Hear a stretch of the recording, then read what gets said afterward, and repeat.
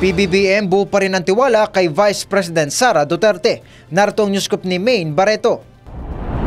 Nananatiling buo ang tiwala ni Pangulong Ferdinand Marcos Jr. kay Vice President Sara Duterte. Ang pagtiyak ay ginawa ng Pangulo sa gitna ng sinasabing planong impeachment laban sa Vice Presidente dahil sa confidential fund controversy. Ayon kay Pangulong Marcos, hindi nararapat na mapatalsik si VP Sara kung saan babantayan nila itong mabuti. Sabi ng Presidente, hindi naman bago ang mga panawagang impeachment laban sa matataas na opisyal. Pero hindi naman anya sapat na dahilan na kapag may hindi nagustuhan o ayaw na sa tao ay basta na lamang itong tatanggalin.